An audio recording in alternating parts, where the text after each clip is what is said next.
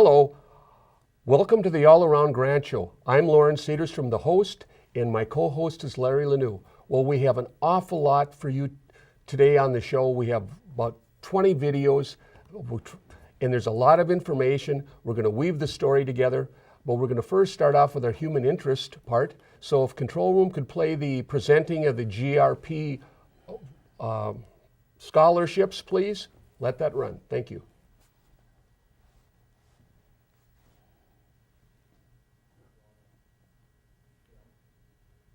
We've got a lot of deserving applicants that applied, and these are the three people that actually won them. So we'll start with Jamie Taverna. Jamie's been involved in numerous activities within Stillwater Area High School and outside the community. Throughout her high school career, she has been involved with the Key Club, the National Honor Society, and was captain of the soccer team. Outside of school, Jamie was a member of the Youth United Way organization, and even with a busy extracurricular schedule, Jamie's been able to maintain a 4.0 average. And the charity that Jamie has chosen to give her half of the scholarship to is the Juvenile Diabetes Research Foundation. I'm tongue-tied today. Next we have Robert Vanderbloom. Robert exhibits a very strong and admirable work ethic in both his school and personal life. He's a goal-oriented individual, and he demonstrates determination and perseverance while working towards goals as he has set for himself. As a result, he has a long history of academic success. He is a thoughtful and mature young man with strong personal skills. Rob wishes to reward his half of the scholarship to the conservation of Minnesota. He plans on attending the University of Minnesota or Iowa State for environmental engineering. I'm not sure which one you chose. Iowa State did get University of Minnesota. Oh. Going to the U. Close to home. And Lise is well known in her community thread for her work in ethics and positive attitude. She balances a full schedule of school activities, work, and commitment to the community thread.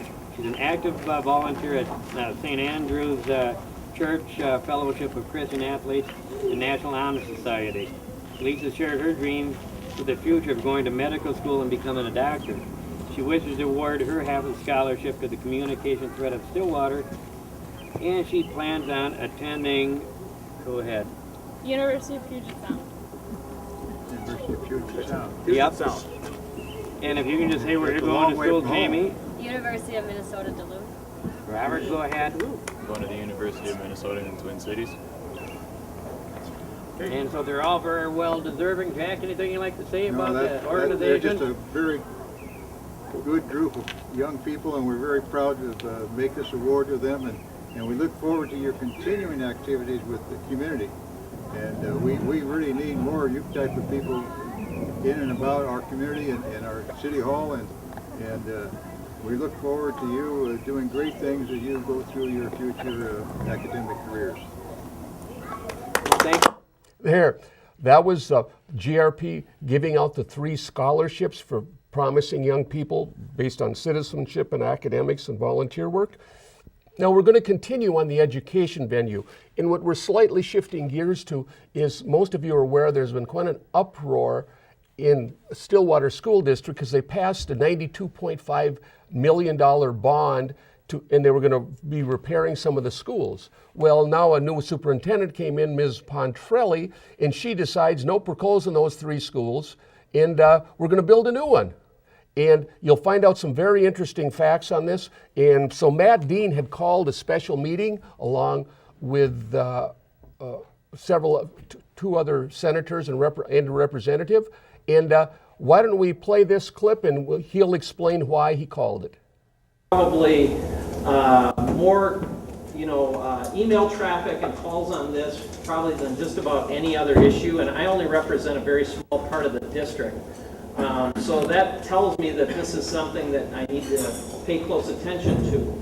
I can also tell you that it has not been 50-50 on that email traffic and calls that I get. It's 100% to 0%. So that kind of tells me also that I need to pay close attention to this.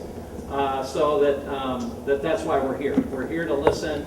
We're also here to try to find out where this is going and what we can do as legislators, understanding that our purview is different than the school board, but we have the same constituents, and we want to make sure that the process is fair and open. So that's why we're here. We want to hear from you, and we look forward to the discussion again. It's a beautiful. There. That just sets it up. They had several people there. There are a lot of people showed up, and I could try to explain it to you, but I have a clip from a former mayor of Stillwater and a former educator in the Stillwater system that explains what he found. So if we could, control room could play that clip, please. I live in Stillwater, downtown, in a condo at Stillwater Mills. There's so many things that have been covered so articulately by so many people. It gets to be rehashing. The biggest concerns for me are what to me appears to be fraud on petitioning the voters to vote for a bond issue and then repackaging what you're going to do with the monies. If it's not illegal, it should be. If you're looking to draw up a new bill, they should have to stick to what they asked the voters for the money for. They poisoned the well now for the future, and I'm a former public school teacher. Nobody supports public school more than I do.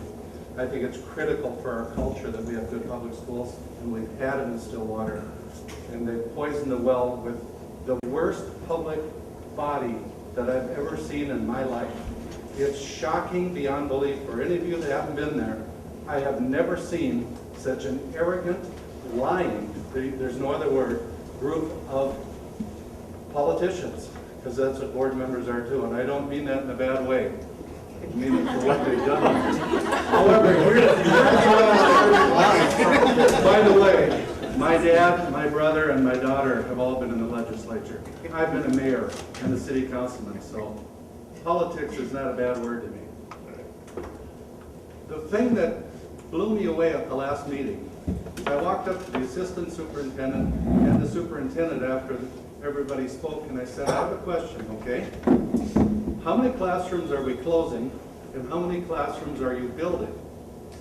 They said, well, what do you mean? I said, well, give it to me in classrooms and square footage.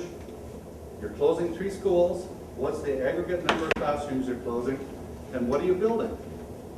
They didn't know. Now, is that shocking or is that shocking? Then the assistant superintendent very politely said, I'll bring you to the fellow that can tell you exactly. Brought me up to a grade school principal who was on assignment for redistricting, realignment, I should say, of the district. And the fellow said, this is George Nelson, he has a question. He didn't know. I said, well, at least give me this much. Are you closing more classrooms than you're building? Yes.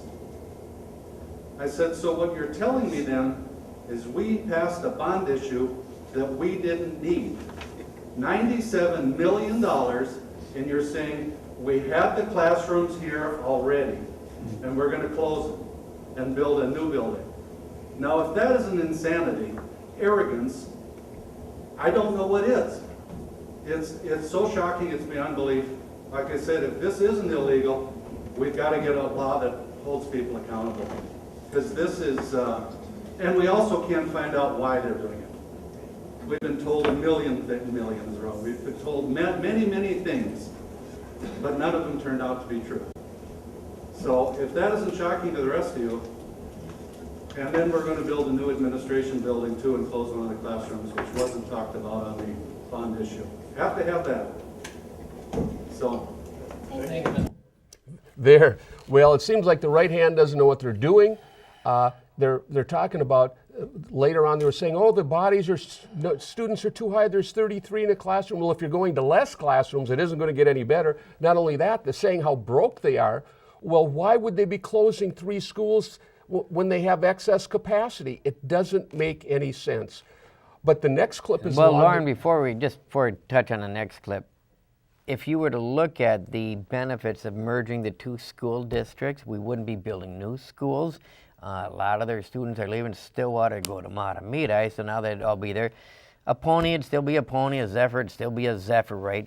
Your taxes would go down. We wouldn't be, our busing, we'd save in busing. So that's the direction they should be looking. Oh, I agree with it, but they're never going to merge. But let's do the next one, and Larry here is talking and bringing some points about the enrollment, so if we could, control room could play that, please.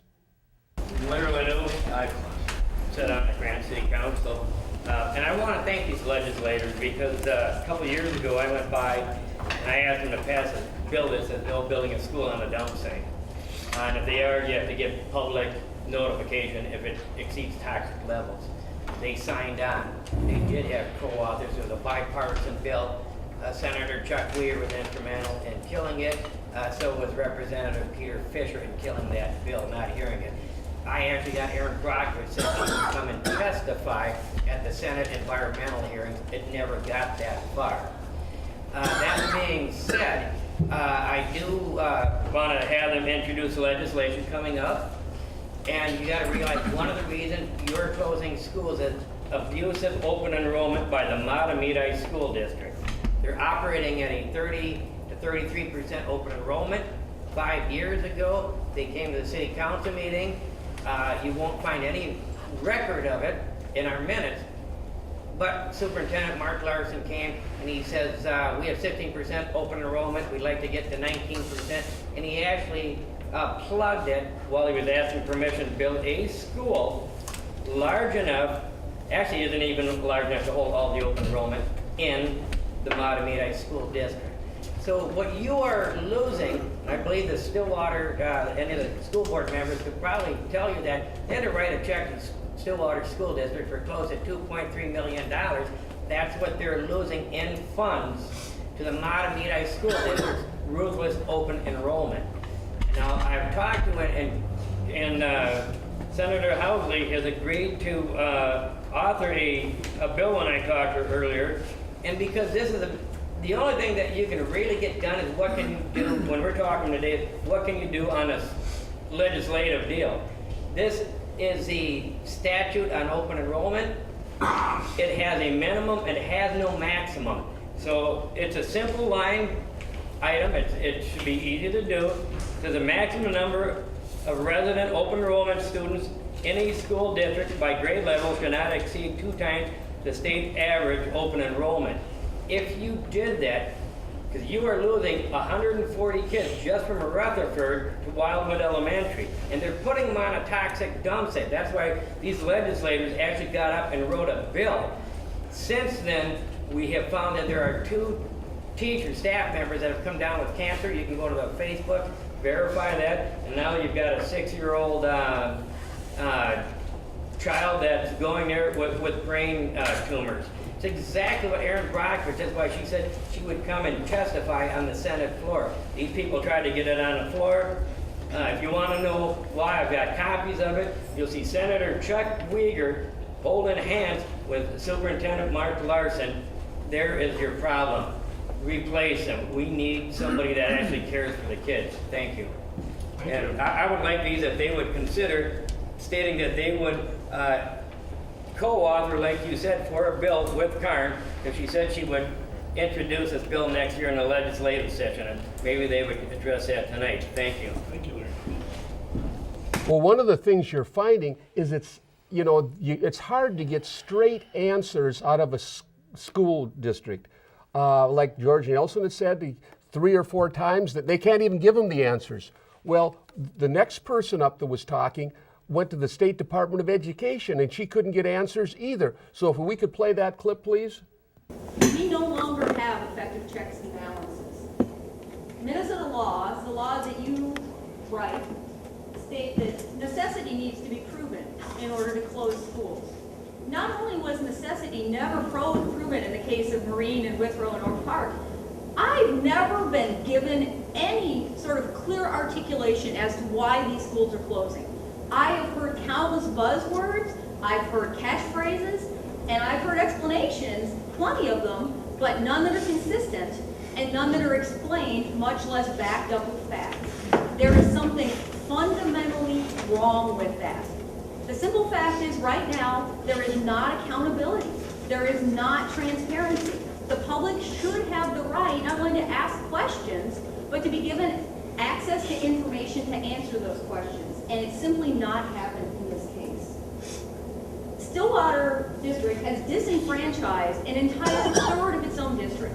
There are no elementary schools in the northern third of this district. That is a pretty radical and significant action.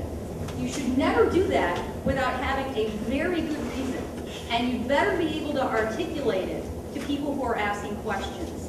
Not once have I heard the answer to that. Meanwhile, we just got, what, $8 million plus to spend on AstroTurf for the football stadium and a concession stand for a high school football stadium that's going to be used a few nights a year, but we can't afford to operate the top performing elementary schools in the district.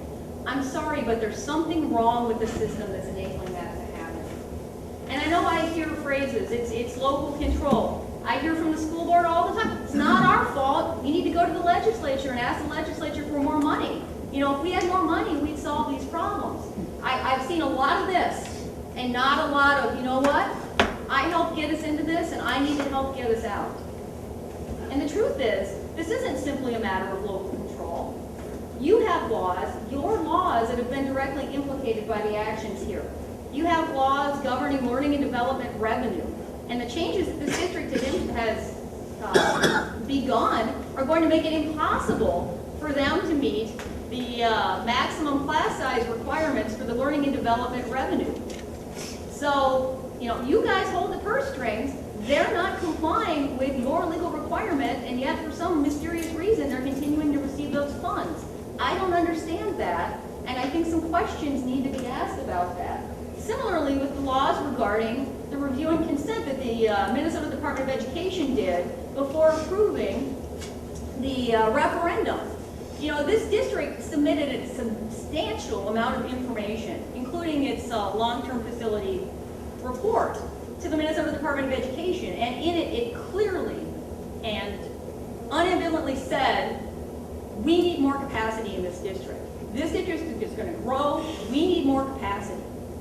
Then it gets its referendum, it gets the money. A few months later, with no new information, it does a complete U-turn and says, oh my gosh, we have too much capacity, we need to close schools.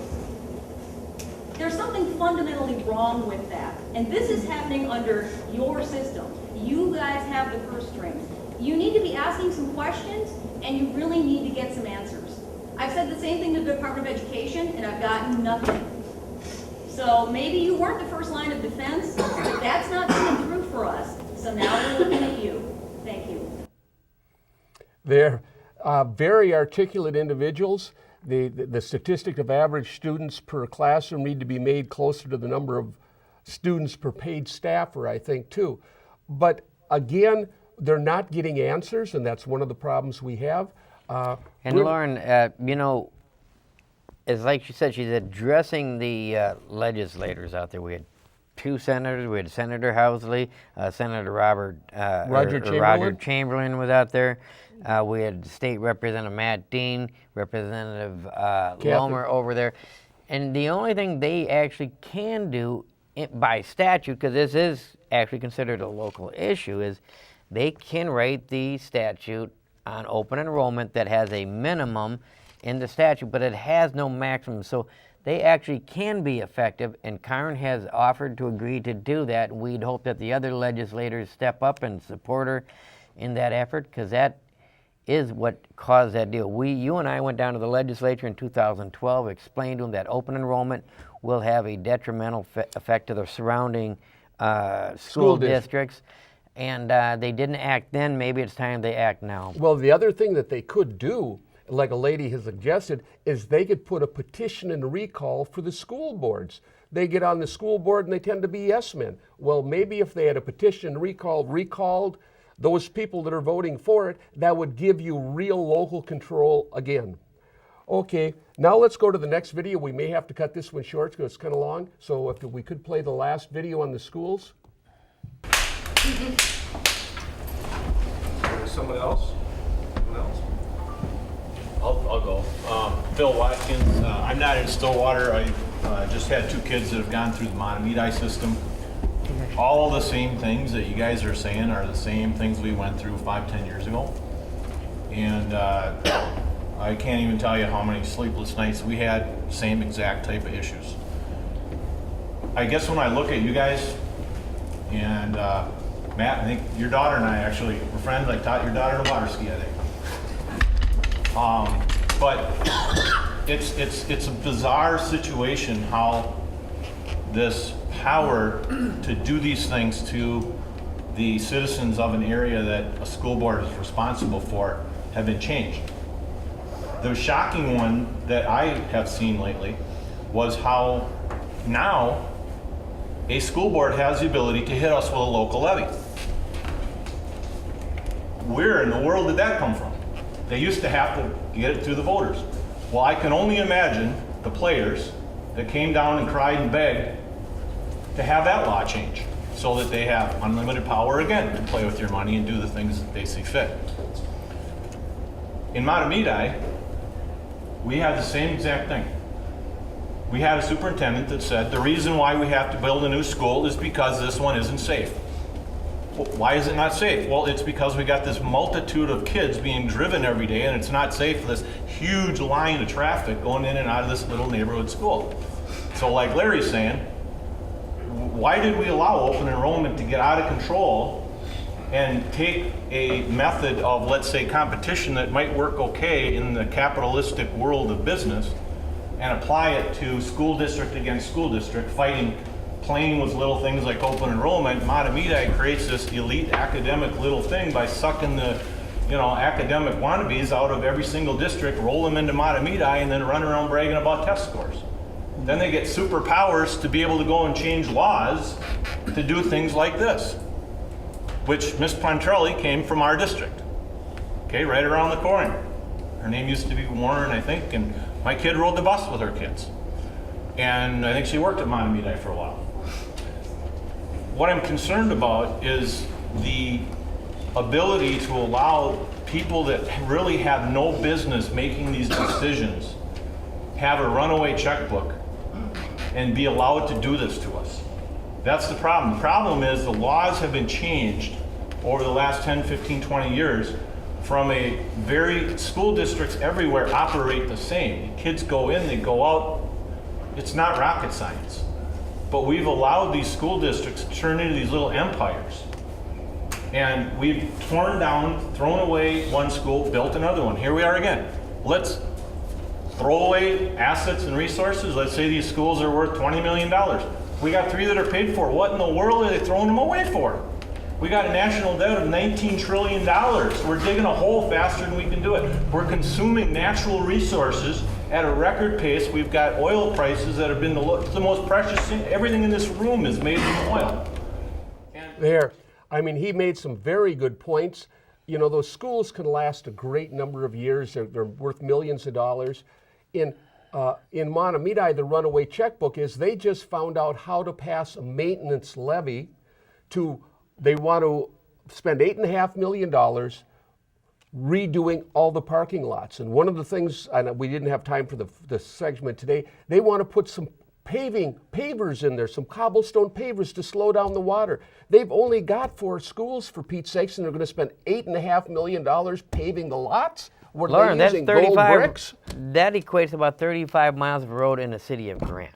Yeah, what they got. And remember, this is a levy they got put on without voter approval. The legislature, and remember, who is in charge of education finance down at the state capitol?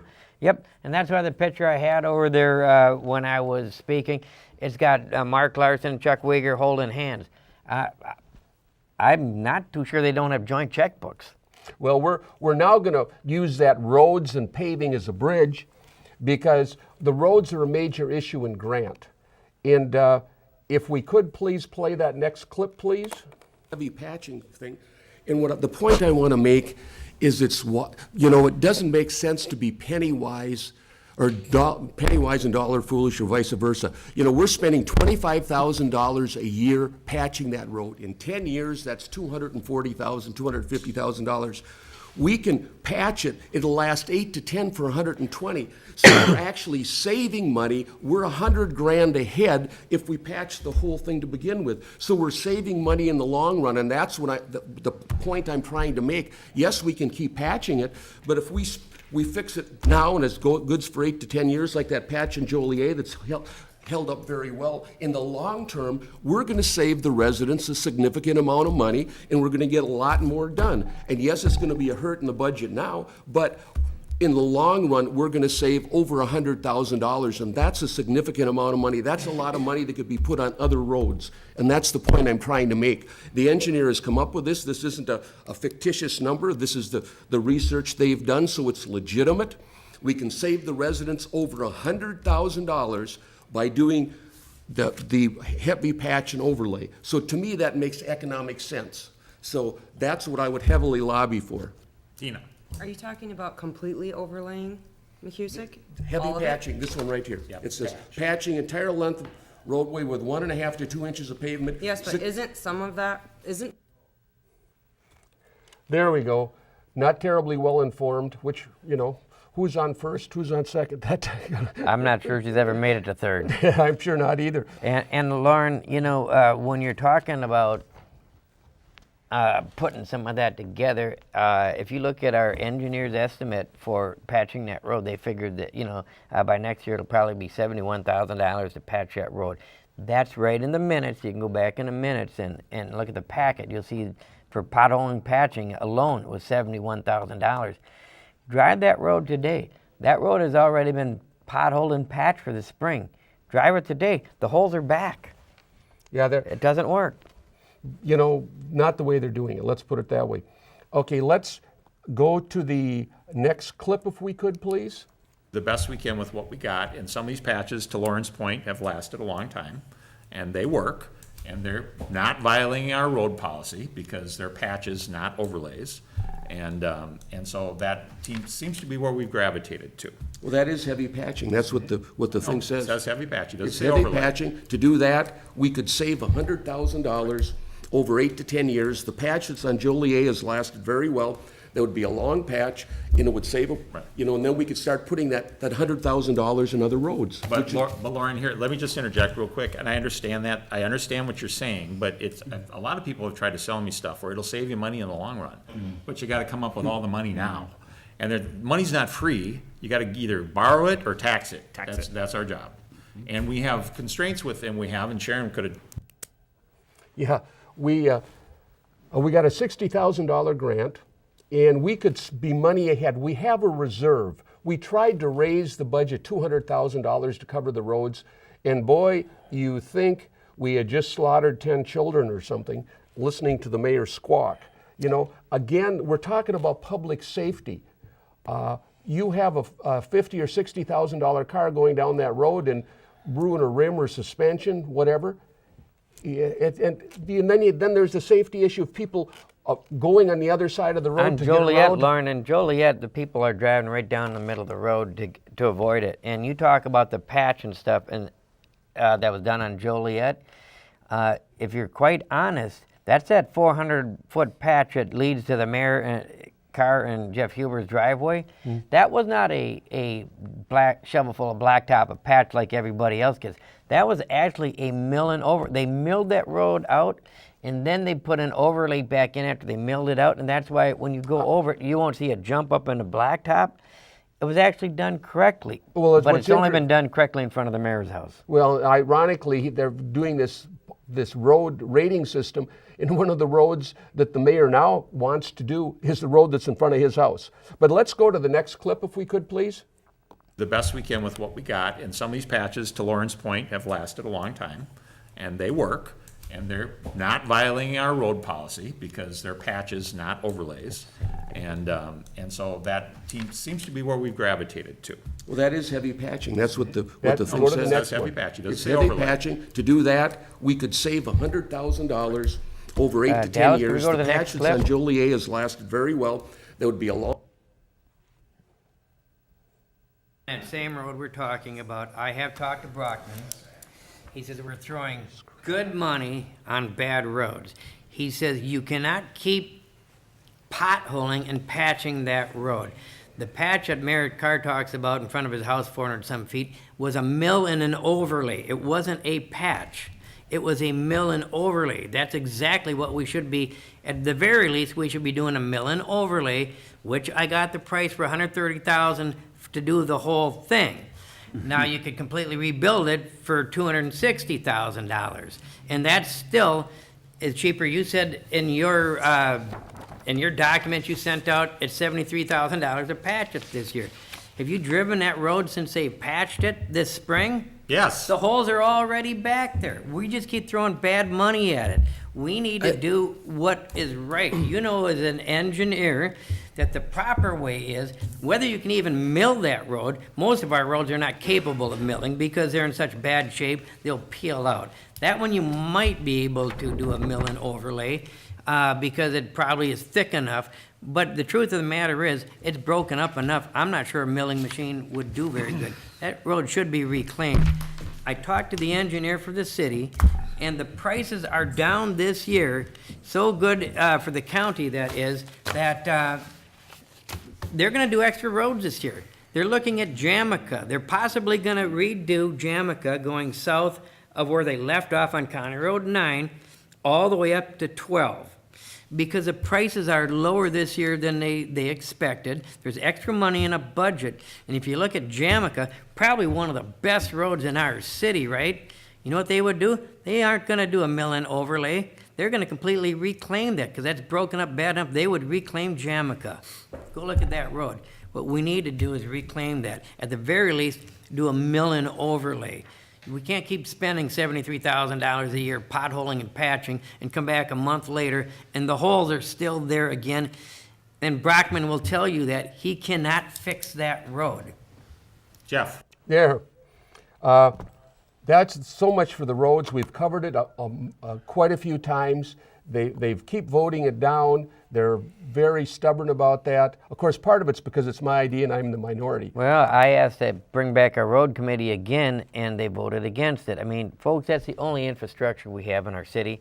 In fact, if you want to use the public facilities, go in front of town hall. We got a 2-seater out there that we're renting on the side over there. It's time we step up and do a little better. Well, now we're going to just do a little skip bridge here. We're going to talk about definitions, because that's what they're talking about. And, you know, then we're going to talk about the legal issues, but I threw this one in as an aside. So we're talking about working on definitions with the planner. If we could play that, control room. Go ahead, Loren. We had talked about before, I said like those little neighborhood type, like Boy Scout type things, you know. Would that be included in that theater definition? I mean, I guess I would hate to see, it says theater means the building of promoted or showing of motion pictures or theatrical performing arts as a principal use, but not including.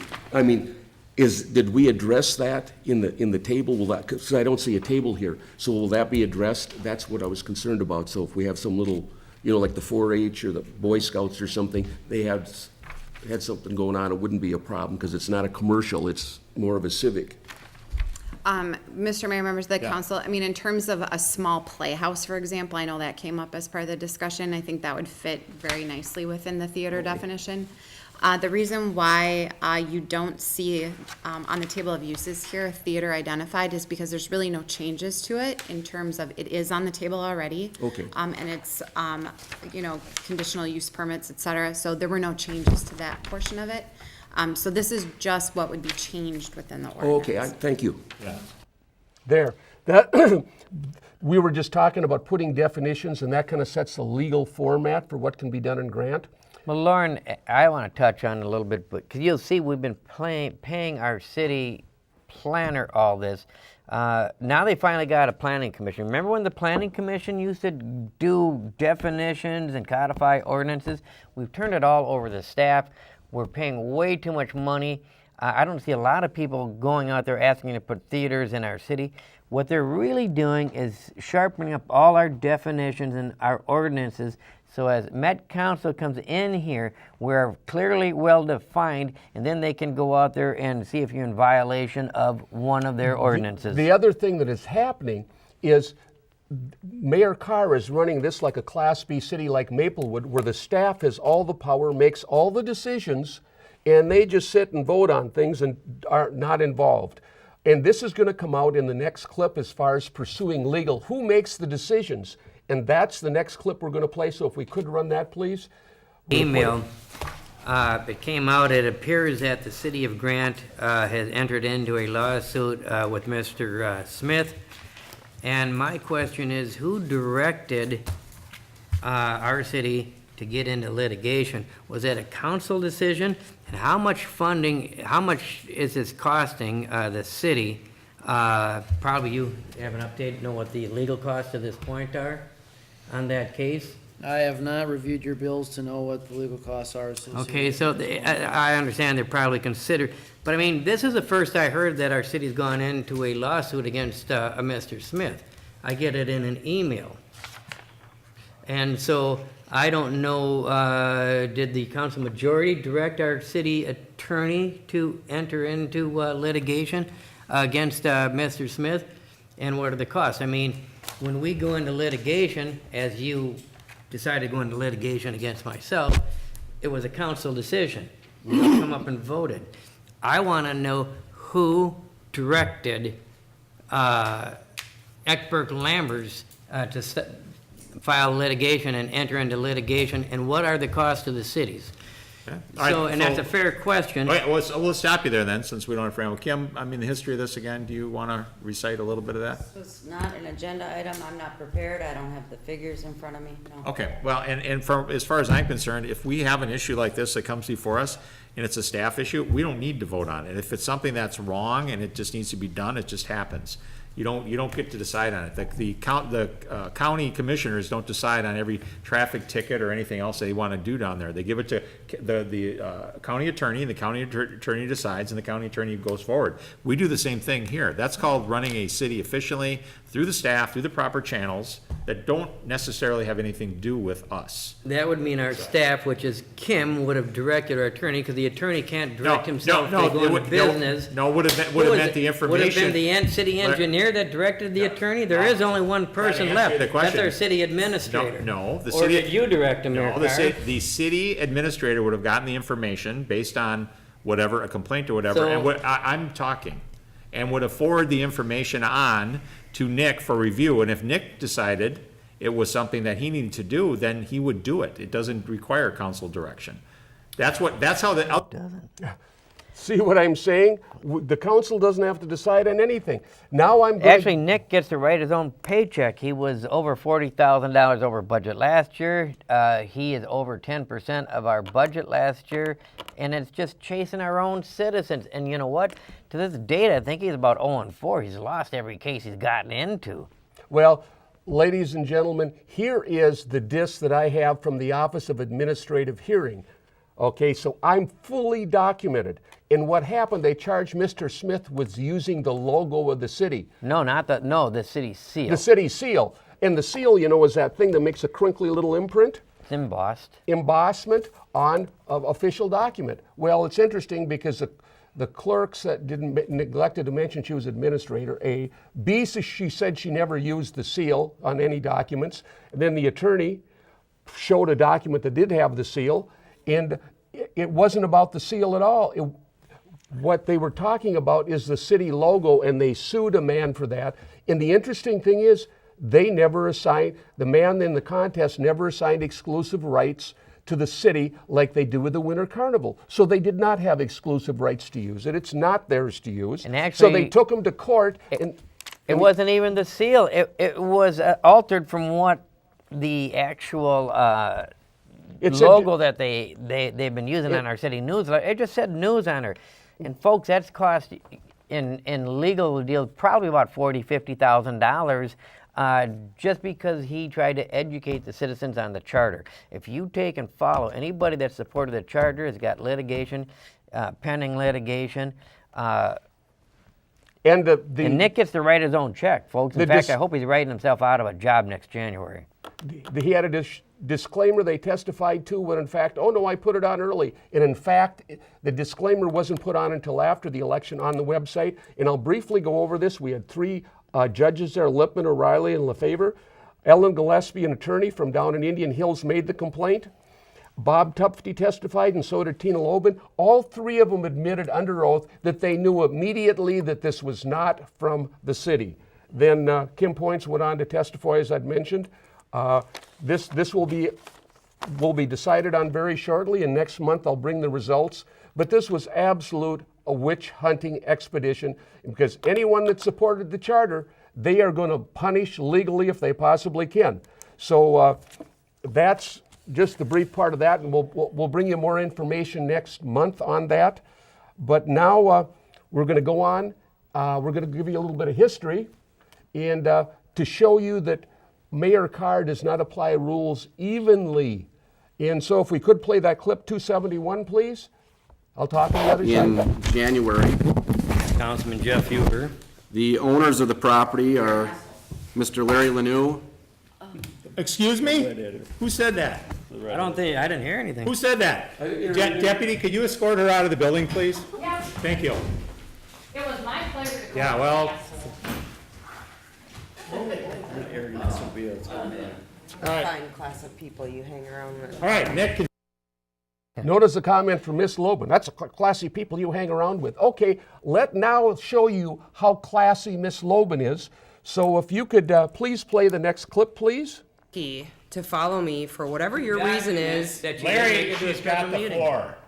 Okay, so I'm going to explain this as quickly as I can. You told me after the meeting, Larry, sorry, told me after the meeting that he would be sending people to my water ski show. Practice. That it's a show. Lauren, she's got the It's floor. a show. Get your shit straight. Okay. Practice.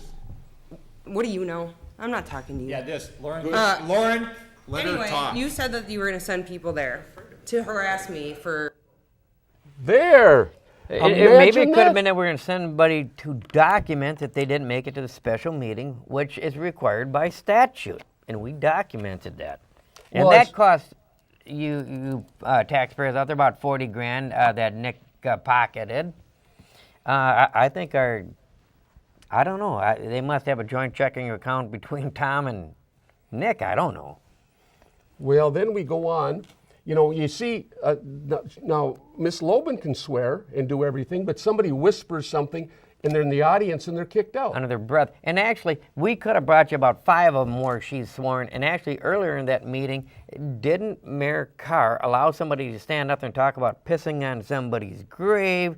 And he swore 4 or 5 times. And I said, Mayor Carr, are you going to address that? He says, oh, I'm watching the time. He's got plenty of time.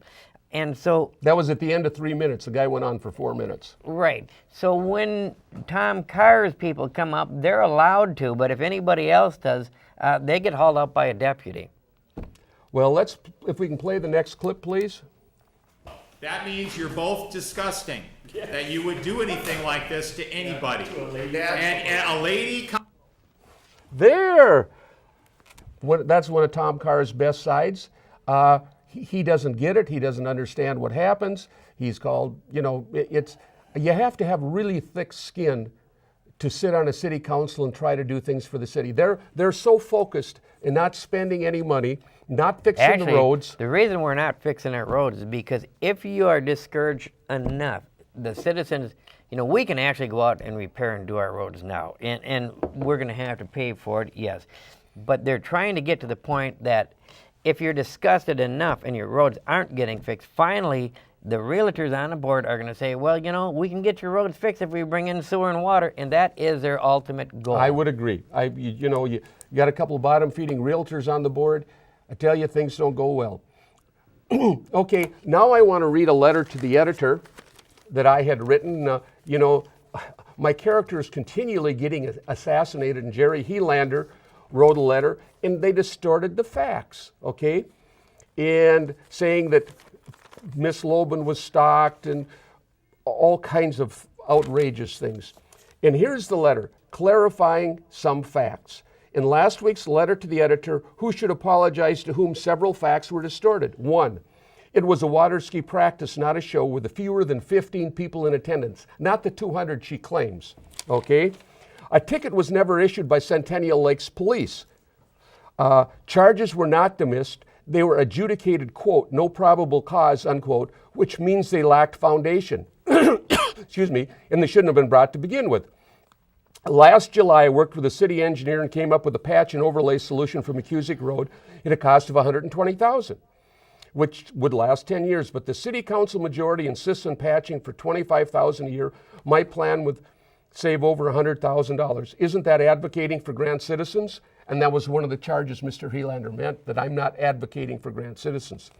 For a more complete discussion, go to https YouTube and enter All Around Grant, or watch Cable 15 for a full explanation. The legal expenditures were $40,000 over budget last year because of city-initiated citizen lawsuits, and will probably exceed that this year with multiple citizen lawsuits, none of which have been voted on by the full council. So you see what's happening. They're just basically telling the city attorney, oh, go do whatever you want. And we're going to be talking about that. And now we're going to shift gears on a corollary of those lawsuits. If we could play 386, please. That'll You can either control yourself or you will be censured. All right, so we passed. Okay. That was at the first meeting right after we were sworn in. That was within 2 minutes of being sworn in. I was threatened with censure. And folks, I'm going to tell you right now, within 2 minutes of being sworn in, I was threatened with censure. The very next month, they did censure me. Yesterday, and they seem to do this right in front of holidays. Jack Smith was sent his legal document. Actually, they disbanded the Charter Commission in October. Right before Christmas, our attorney filed a case against Mr. Smith for using the seal, and all that charges have been billed against the Charter Commission that doesn't even exist. Folks, I got a document here. You can look at the pages for yourself. There's about 30, 40 pages there. I had told our city attorney, go ahead and just censure me for the year. I've been on for over a year anyhow. I'm still going to do what I was elected to do. You're not going to stop me. And folks, I thought we'd save money, but it's not that way. I'm being sued by the city of Grant because I went out there on 80th Street and I called the city and documented that we had a road that was unsafe. I called the Washington County Sheriff. We got the road shut down and protected until we get gravel out there. But because I called the city clerk's office, they said I violated the censure. So now, the mayor and the majority, you notice any lawsuits that involve the citizens, they can go. But unless it's against a councilman, then they'll get a council majority vote. And they turn that over to Nick to do it. So Nick's writing his own paycheck, folks. Well, that's why you're not getting your roads done. And let me add something to that. We went out there on a Wednesday and had the police out there because it was a very deep ditch across the road. The city offices knew about it on Tuesday and did nothing. So we felt, as a matter of fact, someone from Matamidi maintenance department called Larry and said, hey, wait a minute. What can you do? What can you do? Are you aware of this? And this is a road that the school buses regularly go over. So we took care of it. And that's when they had the big fuss about Larry bothering to call the city offices to let them know of the dangerous condition that obviously they already knew about, but weren't doing anything. So this is really interesting. Nick Vivian has the meter running like a Mexican taxi driver on speed. You know, and folks, if you look at the documents over here, and it says about our rights, it says that the city's willing to go without a jury trial. But folks, one thing that you understand, the League of Minnesota Cities pays for legal protection for all its councilmen. So our city will be suing our insurance company because, and I'm going to insist on a jury trial. I want all the facts to be taken out, and I want the citizens to understand it. No more backroom dealings, just like the open meeting violations that they've got going on right now. The Minnesota iPad's looking into them. Let's bring it out to light. Let's go for the jury trial. And folks, this document put together by your city attorney will probably only cost you $40,000, $50,000 this year. Yeah, it's just unbelievable. And it contains false information, and I may have skipped over that. Well, beyond that, let's talk a little bit about the other legal ramifications Eckbert Lammers is going into. Recently, and I'm sure most people that have been in our community for a while have understood the time and effort the Wheelander family had put into our city. She was a 4-H leader for 50 years. Now, this wonderful administration are the ones that kicked 4-H out of the city hall. They can't even use it anymore. And again, I'm an educator. I did the DECA program, and one of the things that we worked with the DECA Club is to foster social response, civic responsibility, and social responsibility, civic consciousness and social responsibility. And that's what 4-H is. That's why people move out to Grant.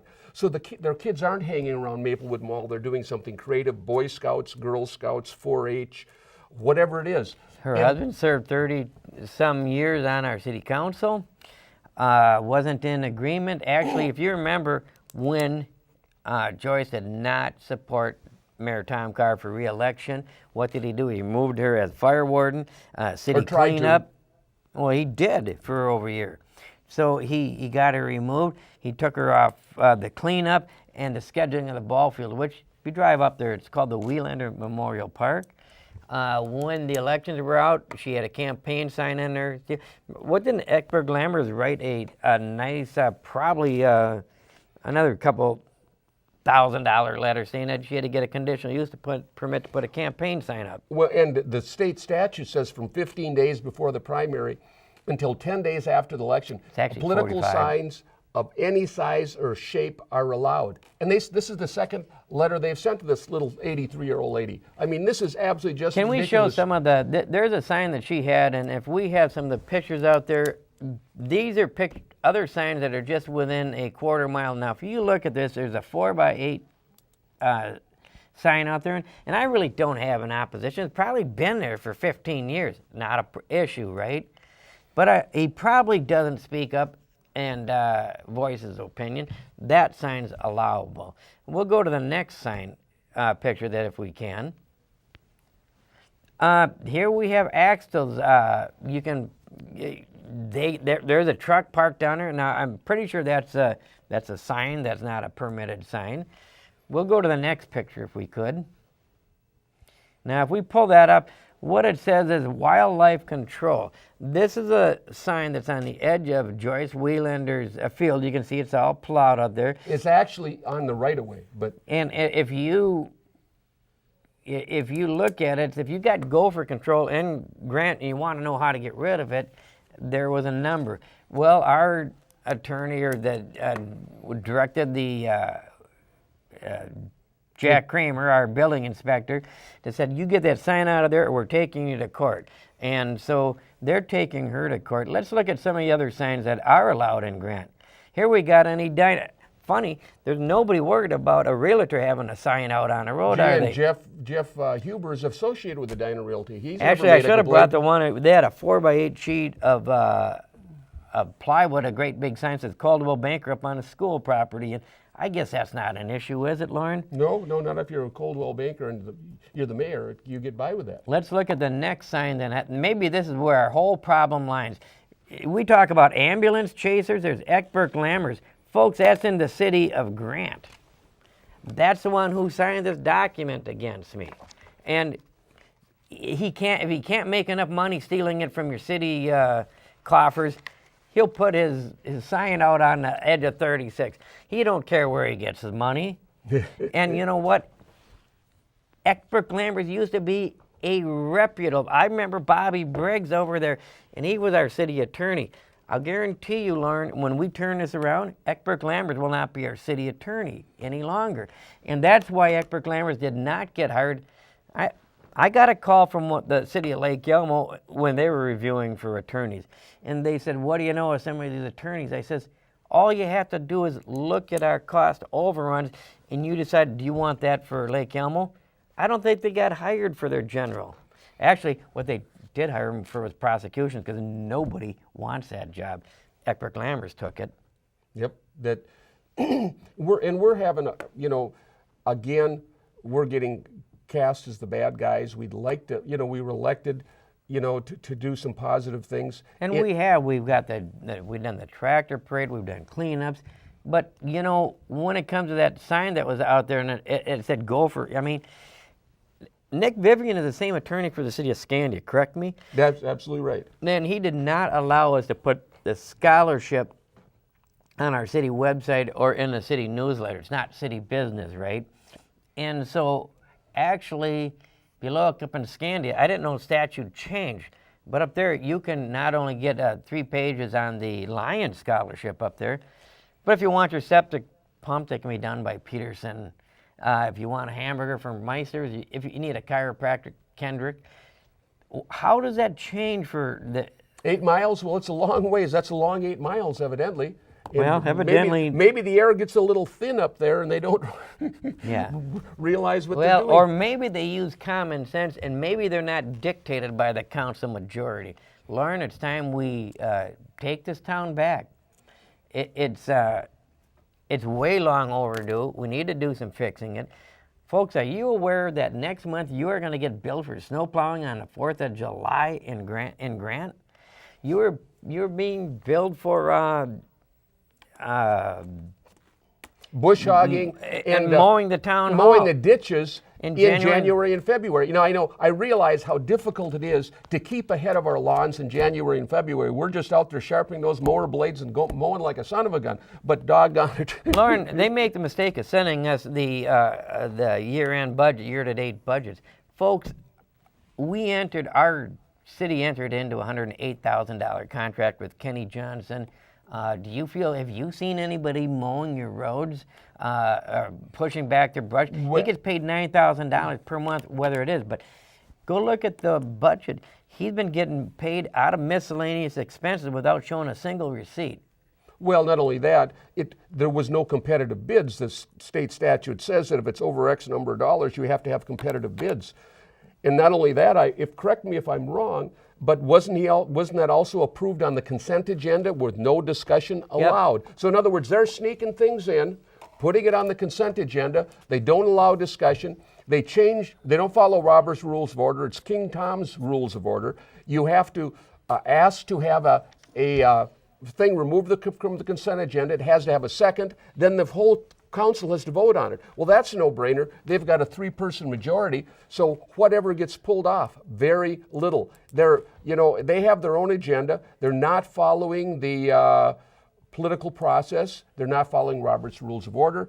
And we're going to have multiple legal reports on the next city count, next all-around Grant show.